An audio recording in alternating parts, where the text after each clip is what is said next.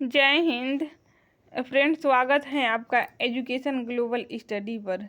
आइए देखते हैं आधुनिक भारत का मोस्ट इम्पोर्टेंट चैप्टर, ब्रिटिश शासन का भारतीय अर्थव्यवस्था पर प्रभाव एवं विकास। आज का ये तीसरा पार्ट है, बाकी के दो पार्ट प्ले लिस्ट में हैं, जाके आप देख लीजिएगा। आगामी आने वाले सभी एग्ज़ाम के लिए काफ़ी इम्पोर्टेंट हैं। अगर आप किसी भी एग्ज़ाम की तैयारी करते हैं तो आप यहाँ से चैप्टर वाइज रिवीजन कर सकते हैं एमसीक्यू के माध्यम से। फ्रेंड्स, आइए देखते हैं आज का फर्स्ट क्वेश्चन।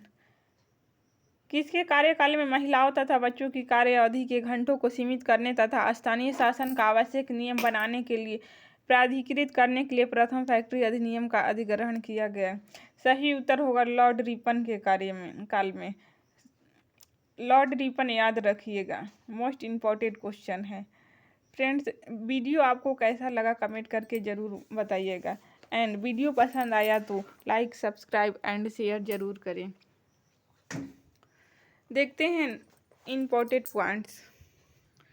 लॉर्ड रिपन को ब्रिटिश शासन के वायसरायों में सबसे अधिक उदारवादी माना जाता है। उन्होंने 100 या उससे अधिक कार्यरत मजदूरों वाली फैक्ट्रियों में काम करने वाली महिलाओं तथा बच्चों के संबंध में कुछ उदारवादी नियम बनाए, जिन्हें फैक्ट्री अधिनियम 1881 के रूप में जाना जाता है।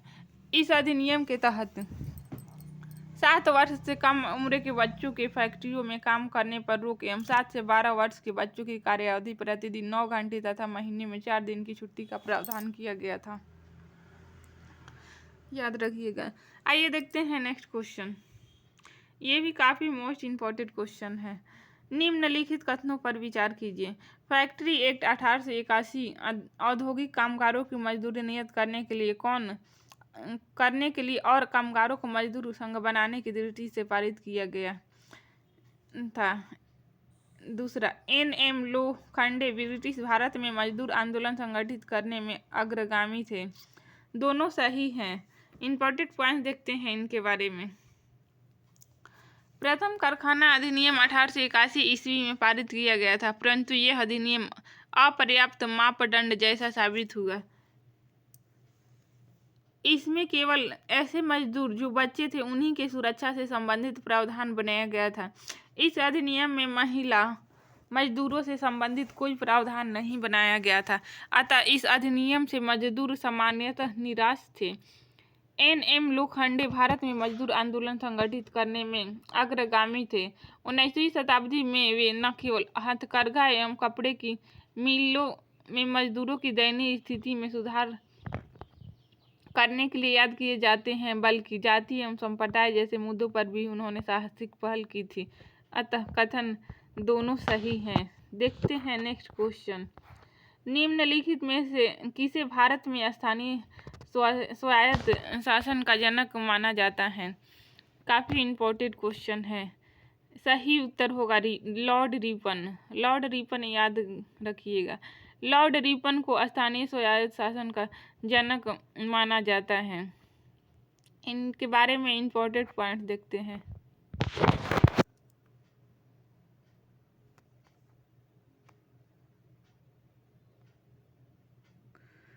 लॉर्ड रिपन के कार्यकाल में प्रस्तुत स्थानीय स्वशासन प्रस्ताव 1882 ईस्वी से भारत में आधुनिक स्थानीय स्वशासन का प्रारंभ माना जाता है। लॉर्ड रिपन को स्थानीय स्वशासन का पिता कहा जाता है। इन्होंने प्रांतीय सरकारों को आज्ञा दी कि वे प्रांतीय तथा स्थानीय नागरिक वित्तीय साधनों का एक सर्वेक्षण करें, जिससे यह निश्चित किया जा सके कि किन किन मदों का आम व्यय स्थानीय प्रशासन के सुपुर्द किया जा सकता है। नेक्स्ट क्वेश्चन देखते हैं फ्रेंड्स। भारत में कर्जन के प्रशासन की तुलना औरंगजेब से किसने की? सही उत्तर होगा गोपाल कृष्ण गोखले ने। याद रखिएगा, गोपाल कृष्ण गोखले ने लॉर्ड कर्जन के प्रशासन की तुलना औरंगजेब से की थी। देखते हैं इम्पोर्टेंट पॉइंट्स। लॉर्ड कर्जन ने अपने व्यवसाय काल लॉर्ड कर्जन का व्यवसाय काल 1899 से 1905 में भारतीय जनमानस की आकांक्षाओं की पूर्णतः अवहेलना करते हुए भारत में ब्रिटिश शासन के सुदृढ़ करने का प्रयास किया। गोपाल कृष्ण गोखले ने कर्जन के प्रशासन की तुलना मुगल सम्राट औरंगजेब से की। नेक्स्ट क्वेश्चन देखते हैं। असैनिक प्रशासन 1905 के संदर्भ में कौन सा सही है? पहला, लॉर्ड कर्जन ने प्रांतीय सीमाओं का पुनर्गठित करने का प्रयास किया। दूसरा, पूर्वी बंगाल और असम नामक एक नया प्रांत बनाया गया। इसमें दोनों सही हैं। ऑप्शन 2, 1 और 2 दोनों सही हैं, याद रखिएगा। काफ़ी मोस्ट इम्पॉर्टेंट क्वेश्चन है। इम्पॉर्टेंट पॉइंट देखते हैं। वर्ष 1905 में गवर्नर जनरल लॉर्ड कर्जन ने प्रांतीय सीमाओं को पुनर्गठित करने का निर्णय लिया। इसने बंगाल को 2 भागों में बांटकर पूर्वी बंगाल और असम नामक एक नया प्रांत बनाया तथा बंगाल के पश्चिमी भाग में बंगाल, बिहार, उड़ीसा, चोल, नागपुर को शामिल किया। इसके अतिरिक्त उसने मद्रास और मध्य प्रांत की सीमाओं में भी बदलाव किया। नेक्स्ट क्वेश्चन देखते हैं। मुझे विश्वास है कि कांग्रेस अपने विनाश की तरफ जा रही है और मेरी यही बड़ी इच्छा है भारत में रहते होगी कि इसके शांति प्रिय निधन के लिए मैं इसका सहायक बनूं। फ्रेंड्स, ये कथन किसका है? सही उत्तर होगा लॉर्ड कर्जन का कथन है। बीपीएससी प्री 2016 का क्वेश्चन है। आइए देखते हैं इम्पोर्टेंट पॉइंट्स। अंग्रेज शासक समझते थे कि नरमपंथियों के नेतृत्व में कांग्रेस काफ़ी कमज़ोर है, जनता में इसकी पैठ नहीं है, अतः इसे खत्म किया जा सकता है। इस नीति के सबसे बड़े प्रवक्ता थे लॉर्ड कर्जन। वर्ष 1900 में कर्जन ने ब्रिटिश सेक्रेटरी ऑफ स्टेट को लिखा, मुझे विश्वास है कि कांग्रेस अपने विनाश की तरफ जा रही है और मेरी अब बड़ी इच्छा भारत में रहते होगी कि शांति प्रिय निधन के लिए इसका सहायक बनूं। वर्ष 1903 में उन्होंने मद्रास गवर्नर को लिखा, जब से मैं भारत आया हूं मेरी नीति यही रही है कि किसी भी तरह कांग्रेस को नपुंसक बना दूं।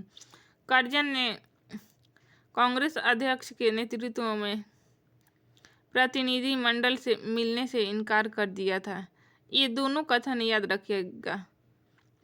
जब से मैं भारत आया हूँ मेरी नीति यही है कि किसी भी तरह कांग्रेस को नपुंसक बना सकूं। ये दोनों कथन ही लॉर्ड कर्जन का है। मोस्ट इम्पोर्टेंट क्वेश्चन है। नेक्स्ट क्वेश्चन देखते हैं।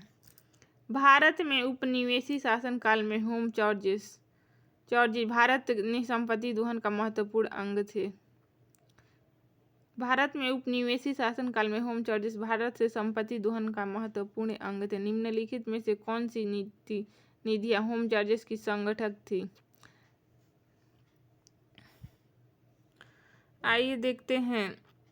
पहला, लंदन में इंडिया ऑफिस के भरण पोषण के लिए प्रयोग में लाई जाने वाली निधि। दूसरा, भारत में कार्यरत अंग्रेज कर्मचारियों के वेतन तथा पेंशन देने हेतु प्रयोग में लाई जाने वाली निधि। तीसरा, भारत के बाहर हुए युद्धों को लड़ने में अंग्रेजों द्वारा प्रयोग में लाई जाने वाली निधि। 1 और 2 दोनों ही कथन सही हैं। ऑप्शन 2, 1 और 2 दोनों कथन सही हैं। देखते हैं इम्पोर्टेंट पॉइंट्स। इसमें 3 गलत दिया हुआ है। इम्पोर्टेंट पॉइंट देखते हैं।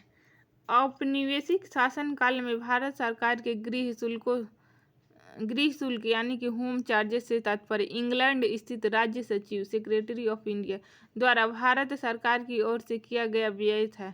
इसमें शामिल थे भारतीय सार्वजनिक ऋण एवं रेलों पर लगाई गई पूंजी पर जोर दिया गया ब्याज, भारत को दी गई सैनिक और अन्य सामग्री की लागत, भारत के कारण इंग्लैंड में दिए जाने वाले नागरिक और सैनिक शुल्क, इंग्लैंड में राज्य सचिव का सारा व्यय वर्ष 1919 तक तथा भारत सरकार द्वारा यूरोपीय अफसरों को दिए जाने वाले भत्ते और पेंशन।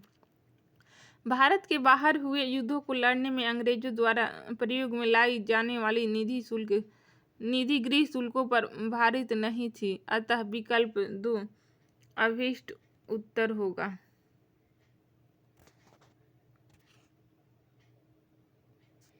देखते हैं नेक्स्ट क्वेश्चन। 1793 में लॉर्ड कॉर्नवालिस की भू व्यवस्था प्रणाली लागू होने के बाद कानूनी विवादों की प्रवृत्ति में बढ़ोतरी देखी गई थी। निम्नलिखित प्रावधानों में से किस एक सामान्यतः इसके कारक के रूप में जोड़ कर देखा जाता है? आईएएस प्री का 2011 का क्वेश्चन है। सही आंसर होगा इसका, तीनों कथन इसमें सही दिया हुआ है।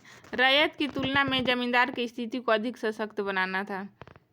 ईस्ट इंडिया कंपनी को जमींदारों पर अधिपति बनाना। न्यायिक पद्धति को अधिक कार्यकुशल बनाना। इस प्रकार तीनों इनमें से सही नहीं है। रैयत की तुलना में जमींदार की स्थिति को अधिक सशक्त बनाना ये गलत है। ईस्ट इंडिया कंपनी को जमींदारों का अधिपति ये भी गलत है।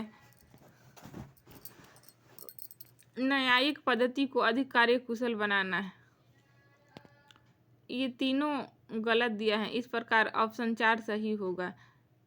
इनमें से कोई भी सही नहीं है। इम्पोर्टेंट पॉइंट्स देखते हैं फ्रेंड्स। 1793 ईस्वी में लॉर्ड कॉर्नवालिस द्वारा प्रारंभ अस्थायी बंदोबस्त जमींदारी व्यवस्था भू व्यवस्था प्रणाली में जमींदारों भूमि का पर वास्तविक अधिकार स्वीकृत कर लिया गया था, जब तक कि वे लगान एकत्र कर उसका 10/11 भाग सरकार को देते रहे। लेकिन जमींदारी का भू क्षेत्र निर्धारित नहीं था। लगान रहित अनुदान भूमि चारागाह प्रार्थी आदि भूमि निर्धारित न होने के कारण कानूनी विवाद बढ़े। जमींदार एवं कृषक के बीच अनेक मध्यस्थों के कारण भी विधिक वादों की संख्या में बढ़ोतरी हुई। स्पष्ट है कि अभी विकल्प डी सही होगा। Next question. बिहार में परमानेंट सेटलमेंट लागू करने का कारण क्या था? सही उत्तर होगा भू राजस्व का राजस्व निर्णय करना। इम्पोर्टेंट पॉइंट देखते हैं। लॉर्ड कॉर्नवालिस के समय भू राजस्व व्यवस्था आरंभ में 10 वर्षीय व्यवस्था के रूप में 1790 ईस्वी में लागू की गई थी, जो 22 मार्च 1793 को परमानेंट सेटलमेंट यानी कि अस्थायी बंदोबस्त के रूप में स्थापित हुई। इस व्यवस्था को बिहार लागू करने का मुख्य कारण कंपनी के लिए भू राजस्व व्यवस्था की निश्चित राशि तय करना था। देखते हैं नेक्स्ट क्वेश्चन।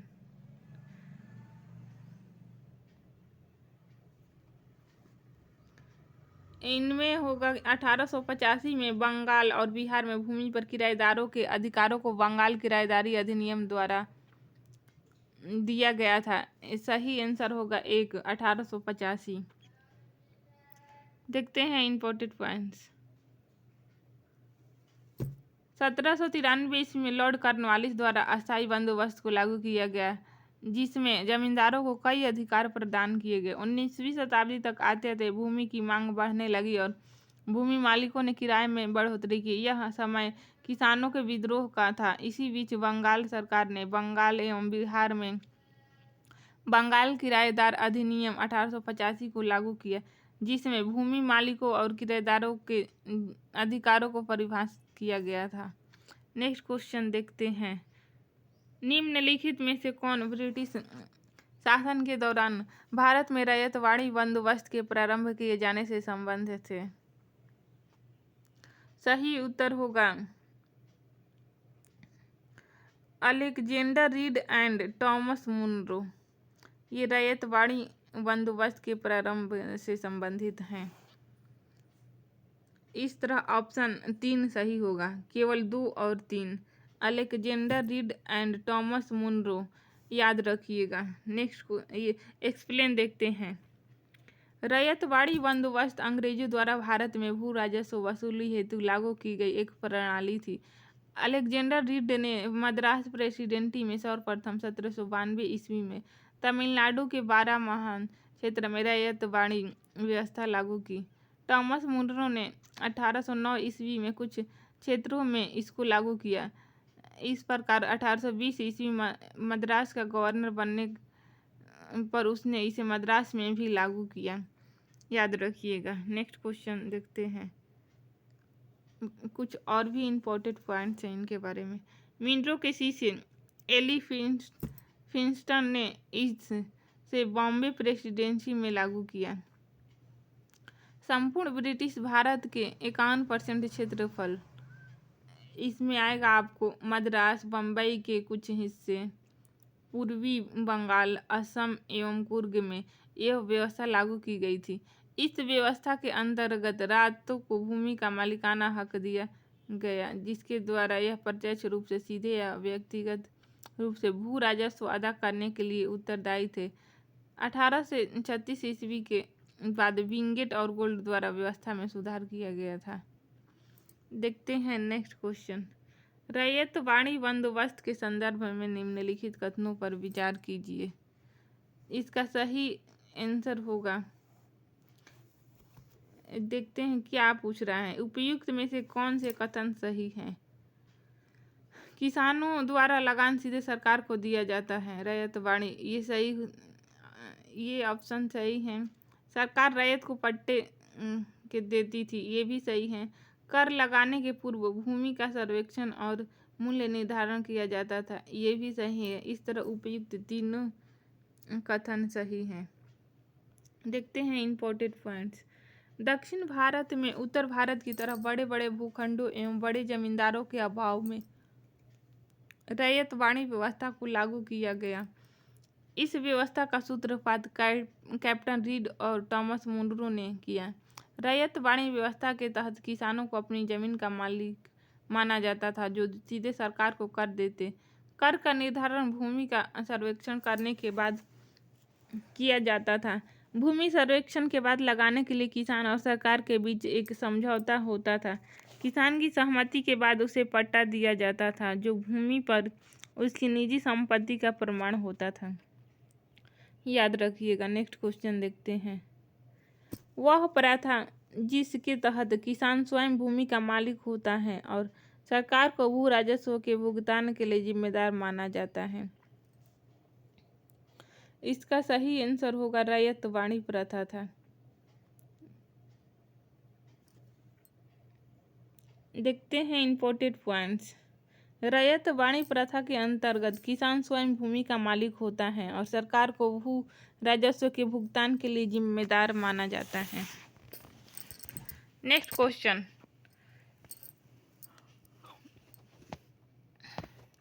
असम में सर्वप्रथम चाय कंपनी की स्थापना कब हुई थी? ये सही आंसर होगा 1841 ईस्वी में।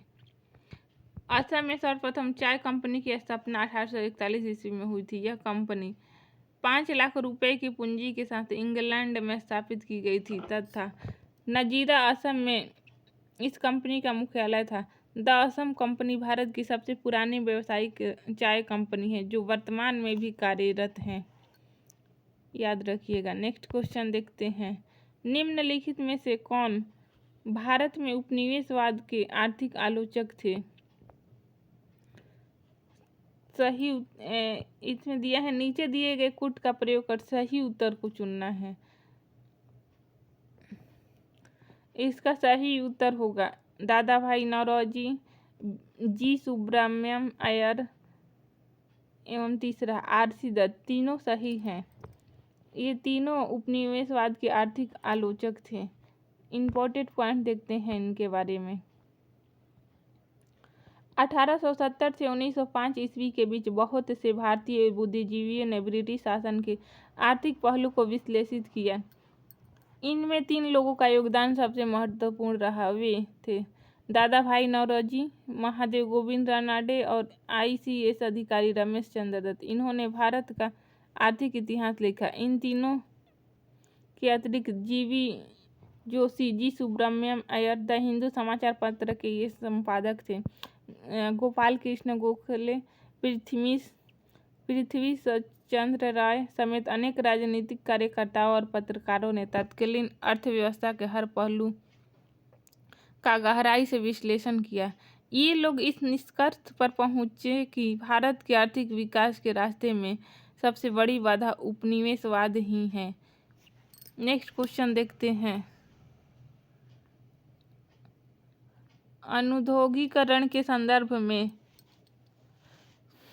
निम्नलिखित कथन में कौन सा सही है? आइए देखते हैं। पहला, यह प्रक्रिया 1813 में प्रारंभ हुई। दूसरा,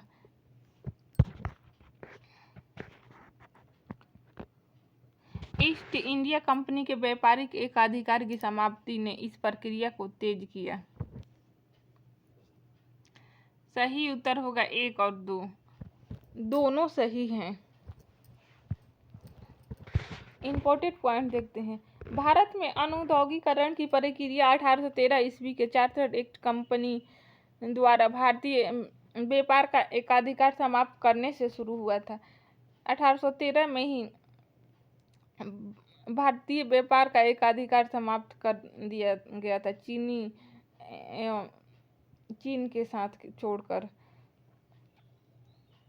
इससे ब्रिटेन की समस्त प्रजा को पूर्वी विश्व के साथ व्यापार की अनुमति प्राप्त हो गई थी। यह औद्योगिक क्रांति को विस्तार देने के लिए किया गया था। इसने भारत ब्रिटिश उत्पादों का बाजार बना दिया था। इससे भारत को ब्रिटिश उत्पादों का बाजार बन गया था। 1813 ईस्वी के चार्टर एक्ट के द्वारा ही लागू होने पर भारत ब्रिटिश उत्पादों का बाजार बन गया था, याद रखिएगा। नेक्स्ट क्वेश्चन देखते हैं फ्रेंड्स। निम्नलिखित कथनों पर विचार कीजिए। दादा भाई नौरोजी की भारतीय राष्ट्रीय आंदोलन को सर्वाधिक प्रभावी देन थी।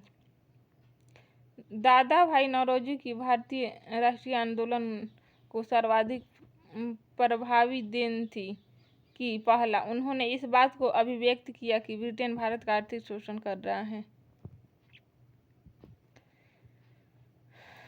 उन्होंने प्राचीन भारतीय ग्रंथों की व्यवस्था की और भारतीयों में आत्मविश्वास जगाया।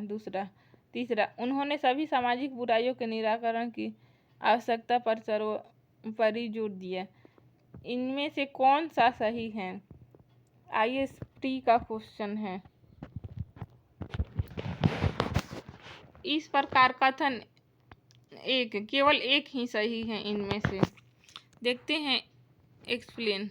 दादा भाई नौरोजी आधुनिक भारत के प्रथम ऐसे राष्ट्रवादी थे जिन्होंने गहरे शोध और विश्लेषण के बल पर यह सिद्ध किया कि ब्रिटेन भारत का आर्थिक शोषण कर रहा है और प्रति वर्ष एक निश्चित रकम इंग्लैंड ले जा रही है।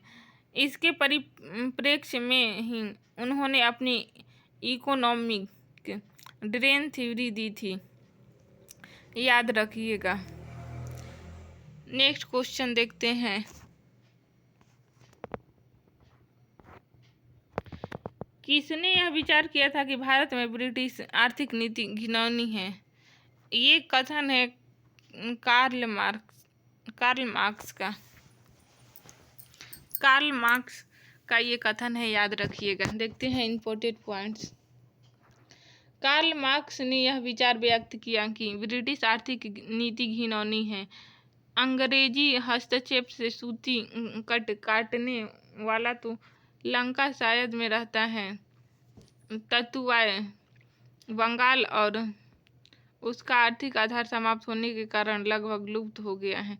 लाखों चरखों और हथकरघों ने असंग काटने वाले बुनकरों को जन्म दिया तथा वे समाज के केंद्र बिंदु बने रहे थे, किंतु अब इस देश में विदेशी सूती कपड़े की मानों का बाढ़ आ गई थी,